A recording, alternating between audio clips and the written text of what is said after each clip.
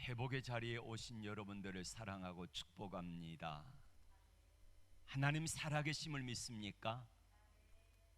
오늘 또 하나님은 살아계신 그 하나님은 제자들에게 찾아오셔서 회복의 은혜를 베풀어 주셨습니다.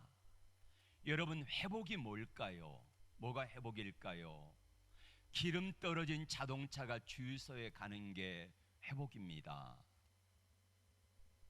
중환자실에 수술에 나온 환자가 일반 병실로 옮기는 게 회복이지요. 또 일반 병실에서 태어나는 게 회복 아니겠습니까? 잃어버린 무언가를 다시 찾는 것이 회복이요, 주님으로부터 멀어진 성도가 주님께 한 걸음이라도 더 가까이 나가는 게 회복입니다. 오늘 예배 자리에 나올 수 없는 환경이었지만은 어찌어찌해서 주님께 가까스로라도 나와서 주님 앞에 예배 드릴 수 있는 이 자리가 회복의 자리인 것을 믿습니다. 주님은 이 시간에 회복의 자리에 오신 여러분들을 사랑하고 축복합니다. 그리고 주님께서는 나온 여러분들에게 제자들을 회복하게 하신 것처럼 여러분들에게도 회복의 은혜를 베풀어 주실 줄로 믿습니다. 7명의 제자들이 갈릴리로 돌아갔습니다. 신나게 사역을 감당했던 제자들이 다시 옛 생활로 돌아간 거예요. 옛 자리로 돌아간 겁니다. 믿음 없는 자리로 돌아가고 만 거예요. 그리고 보면은 제자들이나 우리나 똑같아요. 예수님을 그렇게 경험하고 하나님의 살아계신 역사, 물 위를 걸으시고 죽은 자를 살리고 수많은 역사와 이적과 기사와 표적을 보았던 제자들인데 어느 한순간에 예수님을 잃어버리고 갈릴리 옛날 모습으로 돌아가고 있는 모습이 어쩌면 우리의 모습과 그렇게 똑같이 닮았을까요? 4년 만에 제자들은 예루살렘에서 이제 갈릴리로 돌아왔습니다. 어부자리로 돌아왔습니다. 한편으로는 고기 잡는 그 모습에 설레기도 했을 거예요. 한낮에 가지 아니하고 밤중에 나갔습니다.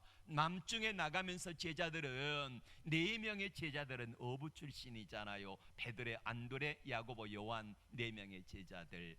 빌립도 벳세다에 갈릴리 호수 가까이에 있었으니까 이들은 익숙한 사람들입니다. 밤 공기가 어쩌면은 그렇게 달았을지도 모르겠습니다. 근데 그날 밤에 가가지고 그물을 열었는데 한 마리도 잡지 못했다라고 성경은 기록하고 있습니다. 근데 어디선가 목소리가 들려와요. 얘들아, 너에게 고기가 있느냐? 없나이다. 배 오른편에 그물을 던져봐라. 던졌더니 큰 물고기가 153마리나 잡혔다라고 기록하고 있습니다. 여러분, 옛날 예수님 시대에 지금으로부터 2000년 전에 그물은 어떤 형태였겠습니까? 지금처럼 좋은 그런 그물이 아닙니다. 고기가 아무리 많아도 그물이 크고 좋은 그물이 아니라는 말이에요. 그런데 153마리가 잡혔다는 것은 우리가 상상하지 못할 만한 어마어마한 물고기가 잡혔다라는 뜻이라는 말이에요. 제자들이 깜짝 놀랐습니다. 그때에 사도 요한이 말합니다. 저기 부활하신 주님이 다시 우리에게 찾아오셨다. 그럴 때에 베드로가 겉옷을 벗고 있다가 옷깃을 여미고 다시 물로 뛰어들어서 주님께 달려가 주님을 만나고 마침내 제자들은 회복의 자리에 이른 줄로 믿습니다. 제자들이 물고기를 잡으러 가면 안 되는 이유가 있습니다. 뭘까요? 부활의 주님을 2번이나 만났잖아요. 첫 번째로는 막달라 마리아가 그 다음에 엠마오로 가는 2 제자들의 이야기를 했는데 안 믿겼어요. 자기들의 눈으로 보지 않고는 못 믿겠어요. 그래서 못 믿고 있는데 10명의 제자들이 있을 때에 부활하신 주님이 문은 꽁꽁 잠그고 숨죽이며 숨어 있는데 어느 날 예수님이 벽을 통해서 쑥 들어오신 거예요. 얼마나 깜짝 놀랄게요. 부활의 주님을 만났습니다. 예수님이 손에 못자국을 보여주시고 옆구리에 창자국을 보여주시면서 내가 부활한 예수 맞다라고 이야기를 해줍니다. 너무 기뻤어요. 두 번째는 도마가 없을 때 나타나셨던 주님이 이제는 도마가 있을 때에 나타나셔가지고 도마에게 보여주시면서 보고 믿는 자가 되지 말고 보지 않고 믿는 자가 복되다 하시면서 두 번이나 만나 주셨잖아요. 부활하신 주님을 두 번 만났어요. 얼마나 좋게요. 그러면은 여러분 같으면은 적어도 부활하신 주님을 두 번이나 만났으면은 아마도 갈릴리로 돌아가지 않았을 거예요. 그런데 제자들은 갈릴리로 돌아갑니다. 가면 안 되는 사람들이에요. 예루살렘에 남아 있어야 되는데 남아있지 아니하고 예루살렘에서 갈릴리로 옛날 모습으로 돌아가 버렸다는 거예요. 왜요? 먹고 사는 문제가 힘들었기 때문이에요. 예수님을 모시고 예수님이 수많은 기사와 이적과 표적을 행하실 때에는요, 은혜 받은 사람들이, 고침받은 사람들이 기쁨의 은혜가 충만하니까 사도들에게 끊임없이 먹을 양식을 공급해 주었거든요. 그런데 부활하신 예수님이 사라지셨어요. 그리고 나니까 먹을 게 궁해요. 여러분, 아무리 양반이라도 수염이 석자라도 먹어야 양반이라 그러잖아요. 여러분, 빠삐용이 왜 빵을 훔쳤습니까? 배고픈 조카를 위해서. 장발장이네요. 장발장이 왜 그렇게 훔쳐요? 장발장이 배고픈 조카를 위해서 빵 한 쪽을 훔친 게 감옥에 들어가는 사유가 되잖아요. 맞아요. 배고프니까 제자들이 먹고 살기가 급급했고 예루살렘에 있으면은 대제사장과 장로들의 손길이 칼날이 무서웠기 때문에 옛날 모습 갈릴리로 돌아온 겁니다. 우리로 말하면은 코로나가 어렵고 형편이 어려우니까 먹고 살아야 되는 것 때문에 주님을 떠난 분들이 많이 있다는 거예요. 근데 주님께서 그들에게 찾아오신 거지요. 마음에 평안이 없습니다. 그래서 옛날로 돌아온 거예요. 자, 그날 밤에 제자들은 왜 한 마리도 잡지 못했을까요? 어부 선수 출신들이잖아요. 베테랑이잖아요. 그런데 왜 한 마리도 못 잡았을까? 주님은 왜 나타나셔가지고 제자들의 이름을 부르지 아니하시고 얘들아 그랬을까요? 얘들아, 어린아이들아, 어린아이들아. 왜 주님은 배 오른편에 그물을 던지라 말씀하셨을까요? 세 번째 찾아오신 예수님은 어떤 모습으로 제자들을 기다리고 계셨을까요? 제자들에게 왜 찾아오셨을까요? 우리 주님은 제자들에게 회복을 주러 오신 거예요. 올해 우리 교회 표가 뭡니까? 뭐요? 회복입니다. 회복. 주님 이제 회복해 하소서. 예수님이 제자들을 회복하러 오셨던 것처럼 오늘 이 시간에, 이 예배 시간에 나온 저와 여러분들에게 우리 주님은 회복하기 위하여 저와 여러분들을 찾아오신 줄로 믿습니다. 회복하러 오신 주님은 두 가지를 들고 찾아오셨어요. 첫 번째는 숯불입니다. 숯불. 여러분, 숯불 하면 떠오르는 게 뭡니까? 자, 오늘 요한복음 18장 15절 6절 18절의 말씀을 보겠습니다. 예수님이 체포되셨어요. 그리고 대제사장의 집에 신문받고 계실 때에 거기에 찾아오셨습니다. 자, 베드로가 요한이 찾아가는데 15절 시작. 시몬 베드로와 또 다른 제자 중 한 사람이 예수를 따르니 이 제자는 대제사장과 아는 사람이라 예수와 함께 대제사장 집들에 들어가고, 여기서 15절에 나오는 다른 제자는 누구일까요? 사도 요한입니다.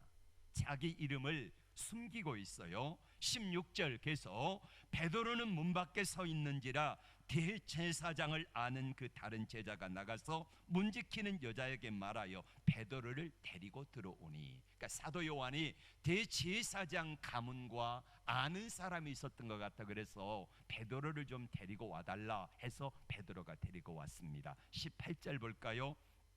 그때가 추운 거로 종과 아랫사람들이 숯불을 피우고 서서 쬐니 베드로도 함께 서서 쬐더라. 여러분, 이 자리에서 베드로에게 어떤 사건이 있습니까? 베드로가 숯불 앞에 있을 때에 3번이나 예수님을 모른다고 부인하잖아요. 저주하고 맹세하고 부인하잖아요. 주님이 약속하신 말씀대로 내가 오늘 밤에 닭이 2번 울기 전에 3번 나를 부인하리라, 이 말씀을 그대로 이룬 장소가 숯불이거든요. 그러니까 베드로는 숯불만 보면 뭐가 생각나요? 자기가 예수님을 부인하던 장면이 생각납니다. 여러분, 베드로뿐만 아니라 사도 요한도 마찬가지고 다른 5 제자도 마찬가지로 다 숯불 앞에 서면은 예수님을 버리고 부인하고 모른다 저주하고 떠나버렸던 일들이 생각나는 거예요. 이게 숯불에 대한 트라우마입니다. 어떤 사람은 어떤 것을 보면은 그게 트라우마가 되는 사람이 있어요. 자라보고 놀란 가슴 소뚜껑 보고 놀란다 그러잖아요. 자라의 놀란 가슴은 소뚜껑만 봐도 놀라거든요. 그래서 베드로는 평생 숯불에 고기 안 구워 먹었다는, 그냥 우리만 아는 이야기가 있습니다. 자, 숯불 하면 떠오르는 게 바로 부인했던 배반했던 자리인데 예수님은 숯불을 피우고 계세요. 아무 말씀도 안 하세요. 그런데 베드로와 나머지 제자들은 숯불 보면 뭐가 떠올라요? 부인했던 장면, 배반했던 장면, 도망갔던 장면들이 떠오르는 거예요. 자, 그리고 2번째로 예수님은 회복을 위해 뭘 들고 찾아오세요? 떡과 생선을 가지고 찾아오신 거예요. 먹는 문제예요. 여러분, 제자들이 왜 예루살렘에서 갈릴리로 내려왔습니까? 먹고 사는 문제 때문에 내려온 거예요. 이 문제를 해결하기 온 거잖아요. 그런데 그날 밤에 아무것도 잡지 못했어요.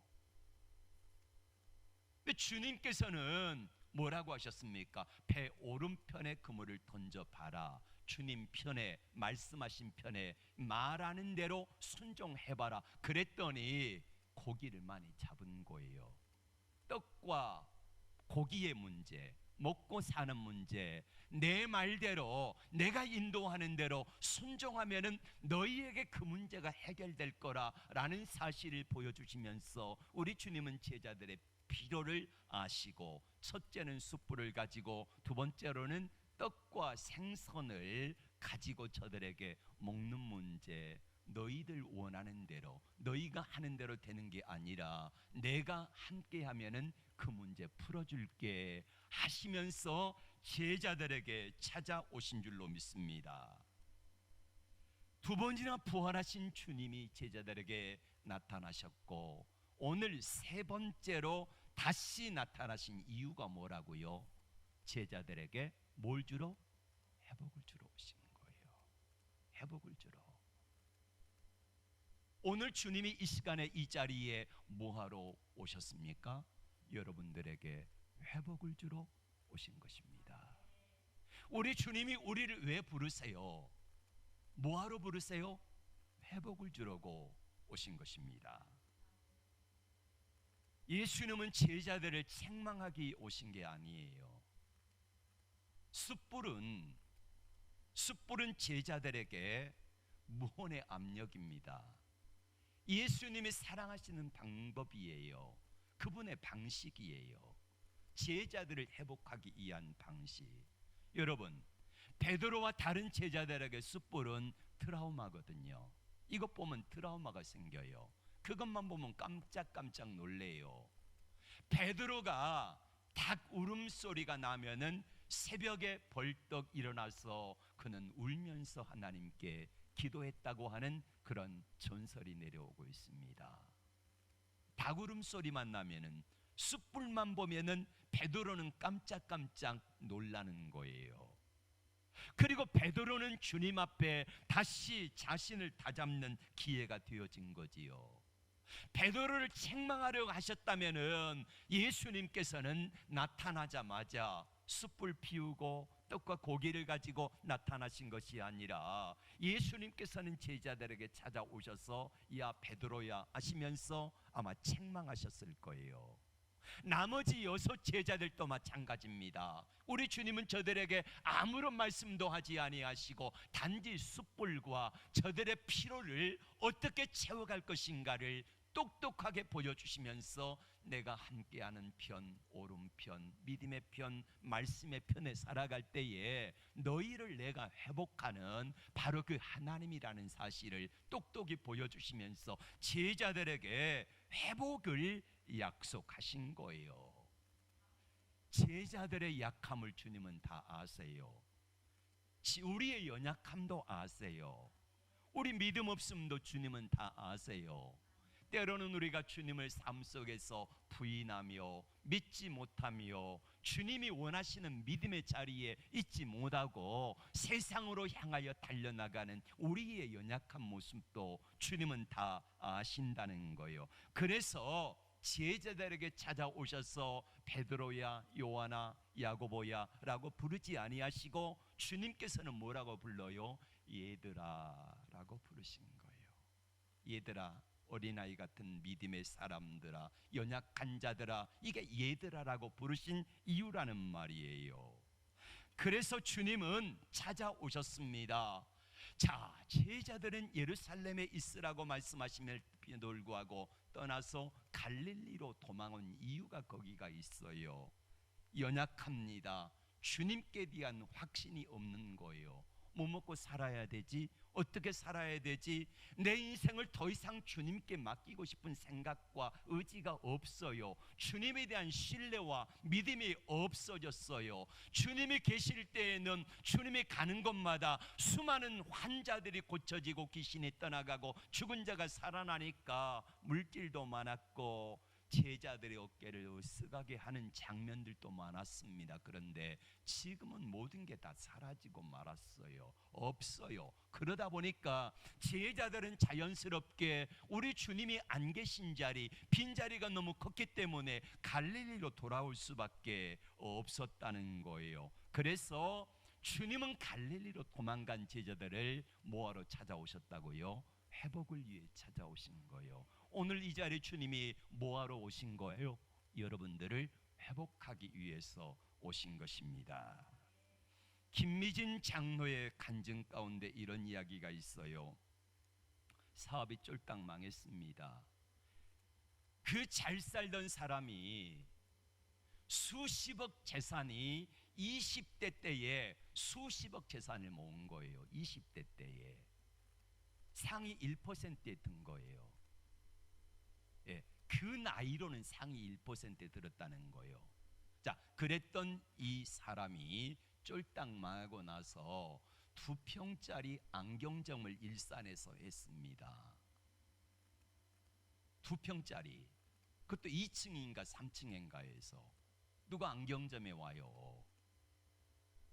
근데 그걸 하면서 어렵게 인천에서 일산까지 출근을 하면은 버스로 보통 2시간에서 막히면 2시간 반 걸려요. 퇴근 시간도 마찬가지로. 그럼 왕복 5시간 걸립니다. 여러분, 차 안에서 왕복 5시간에 콩나물 시루처럼 그렇게 시달리고 나면은요 몸이 파김치가 되어요. 그래서 적금을 넣습니다. 500만 원을 드디어 타게 됐습니다. 세금 내고 이것저것 하고 보험 들고 그러면은 한 400만 원짜리 티코 정도는 살 수 있겠다 싶어가지고 너무너무 행복해했는데 그날 아침에 출근하는데 기도하고 출근을 하는데 하나님의 성령께서 갑자기 야 미진아 이거 누구누구 선교사에게 줘라 그러더래요. 이 잘못 들은가 하고 하나님께 그동안에 하나님 적금 든 거 이거 하나님도 아시잖아요. 5시간 출퇴근하는데 너무너무 힘이 듭니다. 그래서 티코라도 사서 가면은 일찍 출근하면은 40분이면 가는데, 그걸 했는데 하나님이 누구누구 선교사에게 주라 그러니까 잘못 들었는가 하고, 하나님 뭐요? 다시 말씀하십니다. 누구누구 선교사에게 보내줘라. 자, 그래서 말씀을 검증을 해봤습니다. 이게 하나님이 원하신 진짜 소리인가? 첫 번째로는 내가 내 소리인가? 아니에요. 나는 그 선교사 싫어하거든요. 안 좋아해 별로. 두 번째로는 마귀 음성인가? 마귀가 선교사 도우라 그러겠습니까? 아니잖아요. 그리고 세 번째로는 이게 하나님이 기뻐하신 일인가? 보니까 하나님 기뻐하신 일 맞아요. 30분 동안 하나님 제가 얼마나 기도했습니까? 티코 사게 해달라고. 그런데 하나님 이러시깁니까? 그러면서 30분 동안 씨름하며 기도하다가 그 자리에서 이체를 하고 가는데 너무 기분이 안 좋은 거예요. 속상한 거예요. 하나님이 나에게 어쩌면 이러실 수가 있을까? 예. 하나님 이러면 안 되잖아요. 그러면서 하루 종일 우울하고 너무너무 지치기도 하고 앞으로 또 어떻게 살까 생각을 하니까 답답하기도 하고, 그렇게 해서 하루 종일 보내는데 퇴근 무렵에 강남 사는 친구로부터 전화가 왔습니다. 야 미진아, 오늘 밥 사줄게 와라. 내가 너를 위해서 30만 원짜리 식사를 예약해놨다 그러더래요. 30만 원짜리. 야 나 너무 싫다, 피곤하기도 하고 언제 거기까지 가냐 그랬더니 그래도 꼭 와야 된다 그래가지고 마지못해 갔대요. 밥 먹으러 가자. 차고에 내려가 봤더니 차가 3대나 있는 거예요. 3대나. 오늘 막 뽑은 토요타 신차, 최고 좋은 차 신차 하나가 있고, 두 번째는 그랜저가 있고, 시장 갈 때 막 타는 차 3대가 있는데 차 키를 하나 주면서 그러더래요. 자 미진아 이거 가져라. 하나님이 너에게 나에게 마음에 자꾸 말씀하셔서 너 차 한 대 사주라고 자꾸 말씀하셔서 오늘 토요타 신차 하나 뽑았다 너 주려고 그러면서 신차 주더래요. 네. 그래서 이거는 토요타는 유지 비용이 많이 들고 기름값도 많이 드니까 내가 감당이 안 되니까 그랜저 가져갈란다. 그리고요 밥도 안 먹고 그랜저 가지고 왔대요. 오면서 하나님 앞에 얼마나 울면서, 하나님 저는 티코 달라 그랬는데 하나님 앞에 순종했더니 하나님 그랜저 예비하고 계셨네요 라는 고백을 하게 된 거예요.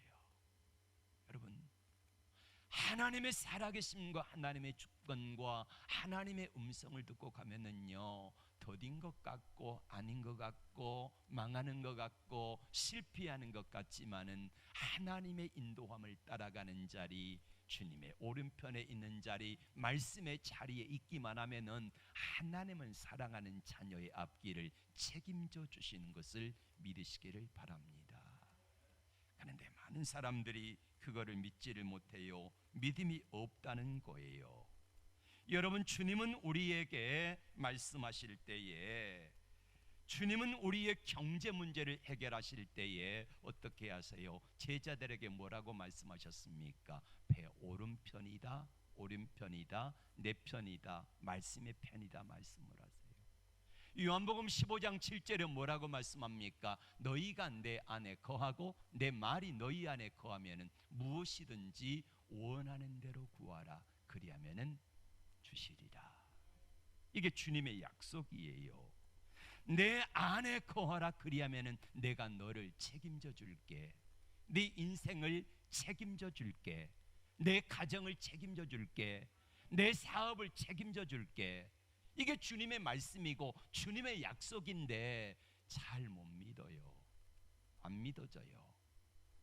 그래서 주님 앞에 내려놓질 못하는 거예요. 여러분, 하나님은 아무나에게 이런 말씀을 하지 않으세요. 여러분, 여러분에게 여러분이 그 상황인데 하나님이 말씀하시면은요 99%는 안 합니다. 하나님 저도 먹고 살아야 되잖아요. 안 해요. 할 수 없어요. 근데 그만한 믿음이 되니까 그 사람에게 요구하시는 거지요. 예. 그러니까 믿음의 수준이 있는 사람에게 그걸 요구하신다는 거예요. 지난 금요일 날 말씀드렸잖아요. 여러분 금요일 날 한번 들어와 보세요. 얼마나 은혜가 되는지 몰라요. 예. 지난 금요일 날 하나님의 갈멜산에 엘리야를 올려 보내잖아요. 850대의 싸움을 싸우라고 올려보내시는데 아무리 엘리야라도요 훈련되지 아니한 사람은 갈멜산에 안 올려보냅니다. 훈련시키고 나서 감당할 만하니까 능력이 되니까 백신 맞고 나서 그 치열한 삶의 현장으로 하나님이 올려보내시잖아요. 첫 번째 백신이 뭐였습니까? 그리시네가에 보내가지고 하나님이 먹이신다는 것을 보여주시고 하나님 앞에 기도하게 하세요. 하나님만 바라보게 하세요. 두 번째는 사르밧 과부 집으로 보내지요. 사르밧 과부 이방 여인입니다. 그런데 하나님의 말씀을 순종해 버려요. 이방 여인, 하나님을 모르는 여인이 엘리야가 말하는데 그 말씀을 순종해 버린다니까요. 마치 요나가 아수르의 불신자들에게 하나님 말씀을 선포했을 때에 저들은 안 믿을 줄 알았거든요. 회개 안 할 줄 알았는데 요나의 말 한마디에 다 회개해요. 임금으로부터 백성들이 다 짐승까지 금식함을 회개하는 역사가 나타나 버려요. 그걸 통해서 엘리야는 뭘 배워요? 야, 하나님이 말씀하시면은 말씀대로 이루어지는구나. 이거를 배워요. 세 번째로는 죽은 이 과부의 아들을 살리잖아요. 과부의 아들이 살아나고 나니까 과부가 뭐라고 그래요? 사르밧 과부가 내가 이제야 진실로 당신은 하나님의 사람이요 당신이 말한 대로 그대로 이루어지는 것을 나는 믿습니다 라는 고백을 이방 여인이 해버린다니까요. 이걸 통해서 엘리야는 내가 섬기는 하나님, 내가 믿는 하나님이 어떤 하나님인가를 알게 된 거예요. 놀라운 역사가 나타나는 것. 그리고 나서 믿음이 되니까 엘리야를 어디로 보내요? 갈멜산의 치열한 삶의 현장으로 보낸다는 거예요. 아무나 안 보내세요. 아무나에게 야 500만 원 그거 내게 주라, 하나님께 선교사에게 보내라, 그러지 아니하신다는 거예요. 믿음이 되는 사람에게 요구를 하시는 것입니다. 하나님이 우리에게 믿음을 요구하실 때에 자, 이 말씀을 한번 보세요. 방송실 여기에 내 믿음 1이 있습니다. 하나님의 능력인 100입니다. 그러면은 축복은 얼마예요? 100억입니다. 100억. 예, 100억. 내 믿음이 1이고 하나님의 능력이 100억이라고 하면은 축복은 100억인데 그 다음에 보세요. 내 믿음은 0이고 곱하기 하나님의 능력 100억이면은 뭡니까? 빵입니다. 빵. 하나님의 능력이, 하나님의 축복이 전혀 역사하지 아니한다는 거예요.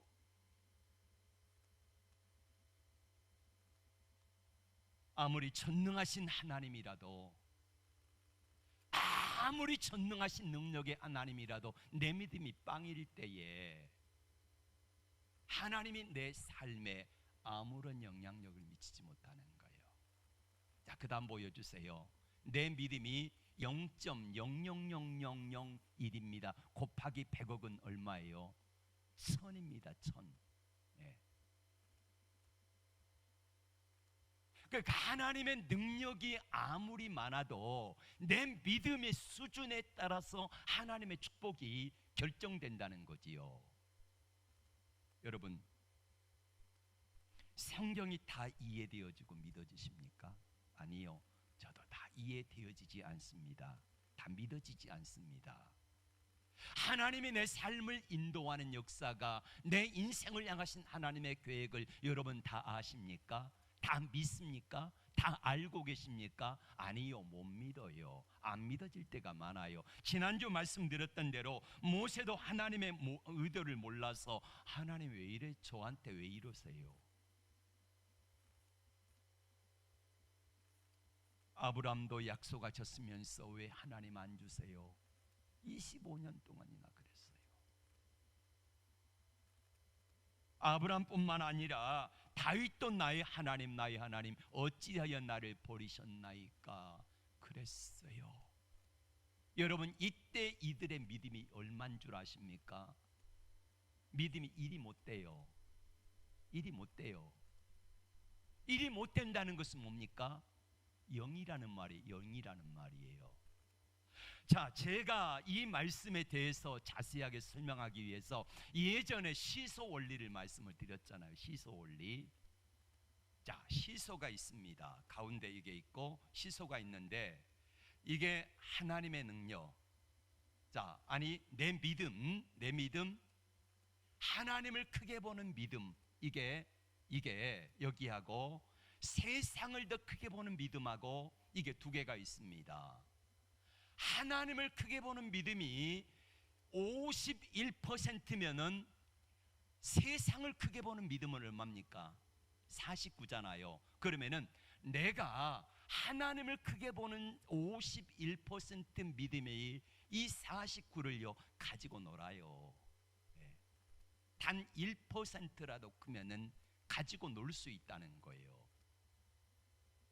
그런데 내 믿음이, 하나님을 크게 보는 믿음이 49고 세상을 더 크게 보는 믿음이 51이면은 마귀가 내 믿음을 가지고 놀아요. 쥐고 흔들어요. 그래서 내 믿음은 뭐예요? 빵이라는 거예요. 빵.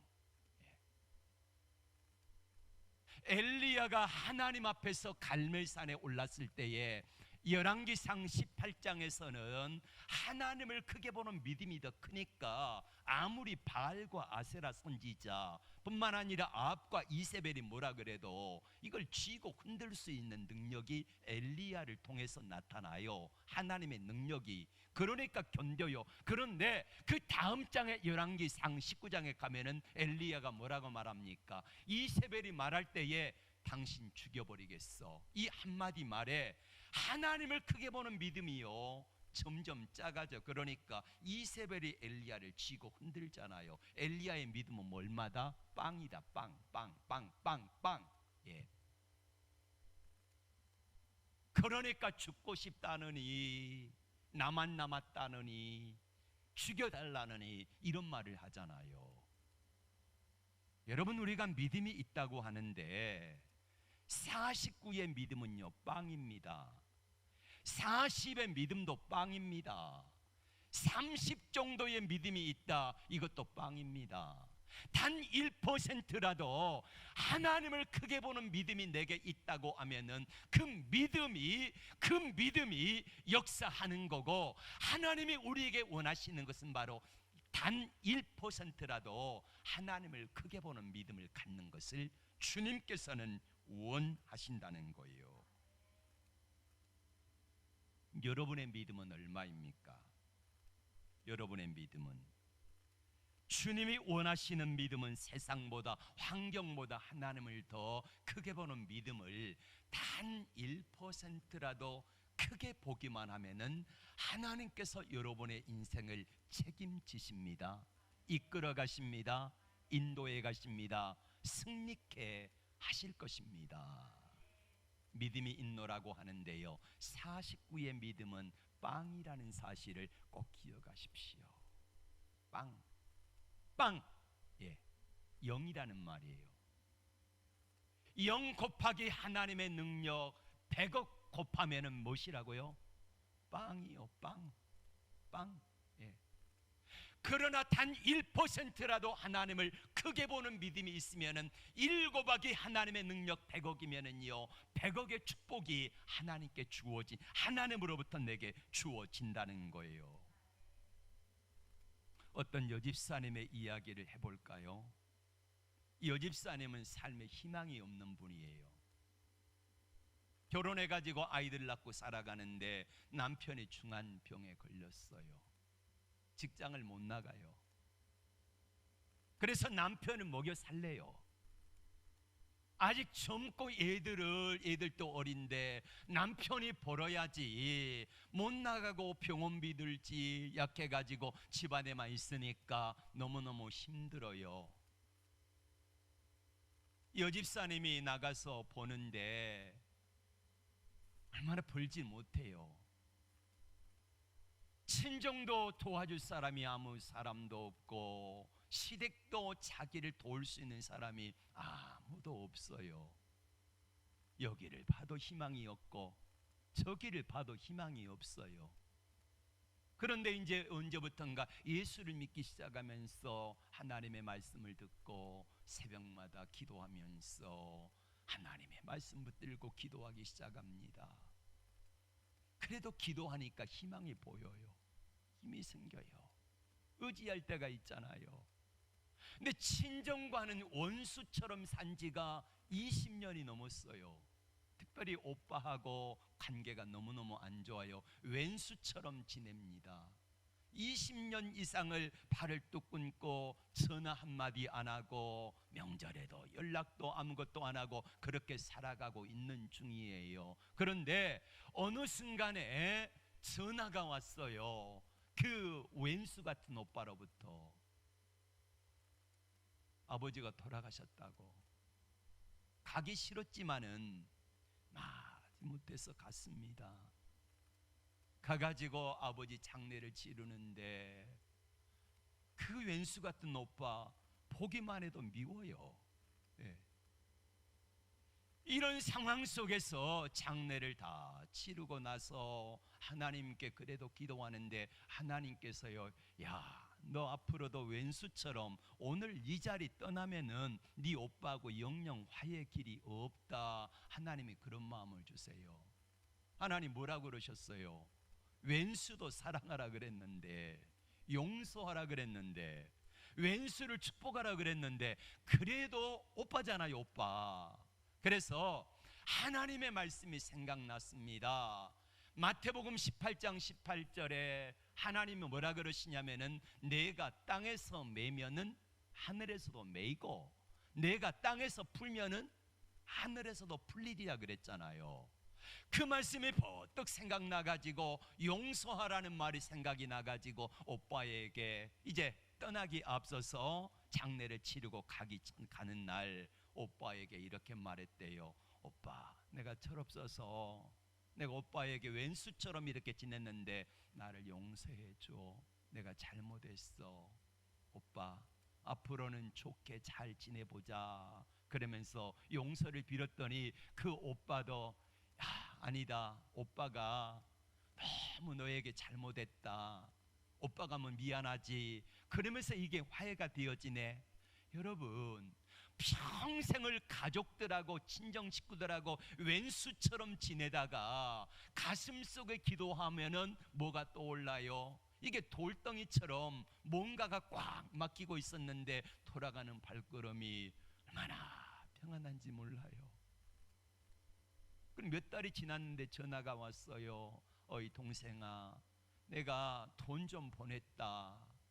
그러니 용기 잃지 말고 힘내 살아라. 은행에 가서 봤더니요, 2억인가 3억인가가 통장에 들어와 있어요. 예. 잠언 21장 1절에 뭐라고 말씀하냐면요, 왕의 마음이 여호와의 손에 있음이 마치 보의 물과 같아서 그가 임의로 운행하시느니라. 하나님이 그 왼수 같은 오빠의 마음을 움직여가지고, 야, 너 있는 것 좀 팔아가지고 동생 좀 도와줘라. 그러니까 그 왼수 오빠가 나는 그냥 하나님 앞에 하나님이 말씀이 생각나가지고 내가 땅에서 풀면 하늘에서도 풀리고 하늘에서 풀면은 땅에서도 풀리라는 이 말씀 붙들고 하나님 말씀대로 작은 순종을 했는데 그 왼수 같은 오빠의 마음을 누가 움직여요? 하나님이 움직여 가지고 하나님께서 야, 너 있는 것 조금 팔아 가지고 동생 줘라 그래 가지고 동생이 회복되는 은혜를 경험하게 됐다는 거예요.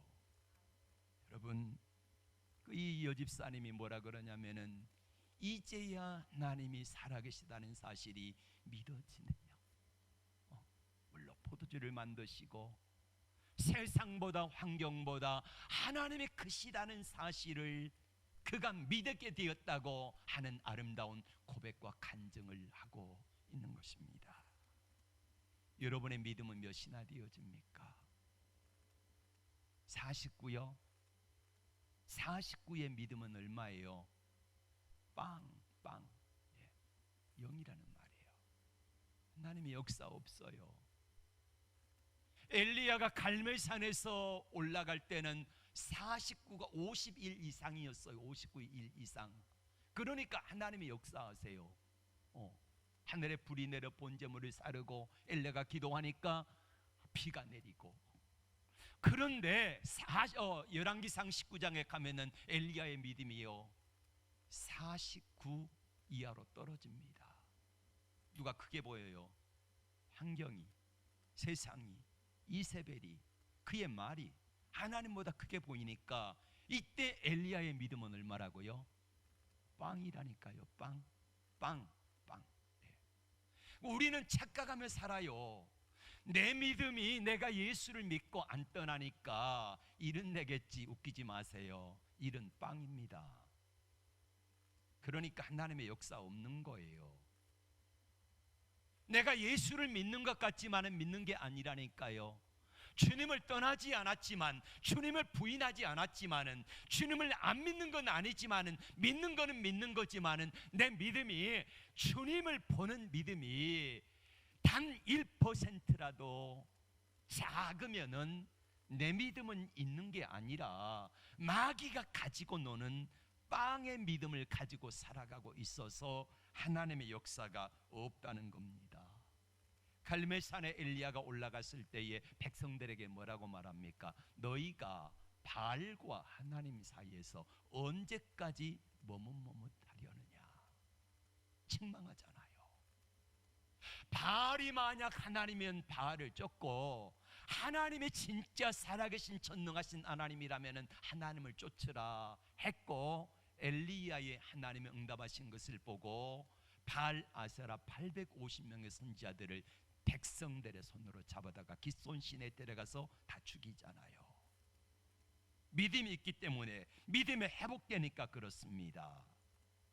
여러분, 엘리야가 갈멜산에 올라가서 하나님의 능력을 체험할 때에 가장 먼저 한 일이 뭔 줄 아십니까? 번제물을 쌓기 전에 뭘부터 했습니까?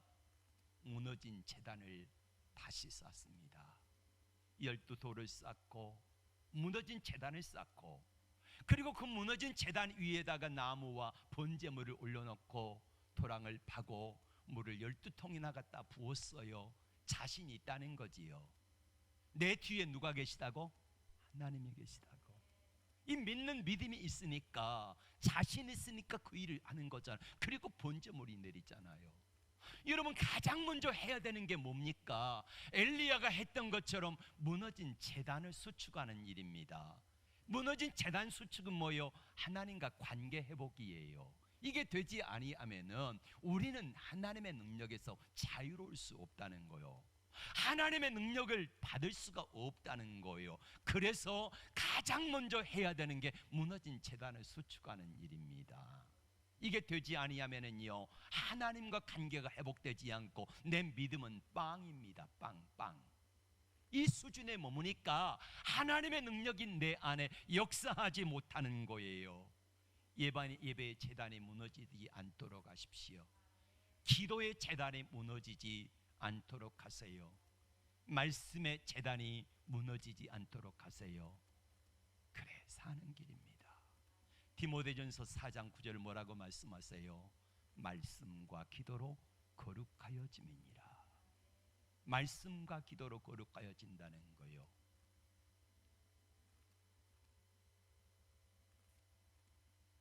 하루 한 장씩이라도 여러분 하나님의 말씀을 읽어보세요. 단 1분이라도 성경을 읽고 기도해 보세요.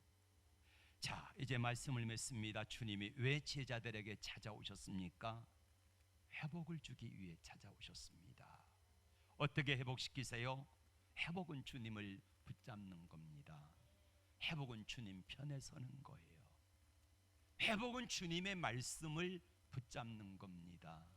회복이 뭐예요? 단 1%라도 하나님을 더 크게 보는 겁니다. 회복이 뭡니까? 주님이시라는 말을 듣고 베드로가 겉옷을 두른 후에 주님을 조금이라도 빨리 만나기 위해서 배에서 뛰어내려 가지고 주님께 달려가는 겁니다. 다 내려놓고. 회복이 뭡니까? 하나님의 말씀을 읽지 않았던 분이 하루에 한 장이라도 아니면 5장이라도 성경을 읽는 게 회복입니다. 기도하지 않았던 분들이 단 1분이라도 하루에 3차례 단 1분씩이라도 아침에 일어나서 점심 먹고 잠깐 시간이 있을 때에 화장실 갈 때에 여러분 1분 화장실 가잖아요. 그때 기도하는 거예요. 저녁에 잠들기 전에 단 1분이라도 하나님께 기도하는 거예요. 이게 회복의 시작입니다. 그렇게 해서 회복을 시작을 하다 보면은 하나님께서는 여러분의 인생에 역사하시고 개입하셔서 여러분들의 인생을 바꾸어 주실 줄로 믿습니다. 이 은혜가 있기를 주의 이름으로 축복합니다.